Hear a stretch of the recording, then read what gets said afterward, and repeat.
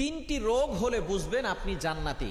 অর্থাৎ তিনটি রোগ যদি আপনার হয় তাহলে মনে করবেন আল্লাহ পাক রব্বুল আলামিন আপনাকে ভালোবাসেন, আপনাকে মহব্বত করেন। যাদেরকে আল্লাহ তাআলা ভালোবাসেন, মহব্বত করেন, তাদেরকে আল্লাহ তাআলা বিভিন্নভাবে পরীক্ষা করেন। তার ভিতরে একটা পরীক্ষা হচ্ছে অসুস্থতার নিয়ামত দিয়ে আল্লাহ তাআলা পরীক্ষা করেন। মনে রাখবেন, সুস্থতাও আল্লাহর নিয়ামত, অসুস্থতাও আল্লাহর নিয়ামত। আমরা অসুস্থ হয়ে গেলে অনেক সময় আল্লাহকে অভিযোগ করে বসে, আল্লাহ আমার কি দোষ ছিল? কত মানুষ সুদ খায়, ঘুষ খায়, তার কোনো সমস্যা হয় না, আল্লাহ তুমি শুধু আমাকে দেখো, খবরদার এরকম অভিযোগ করবেন না।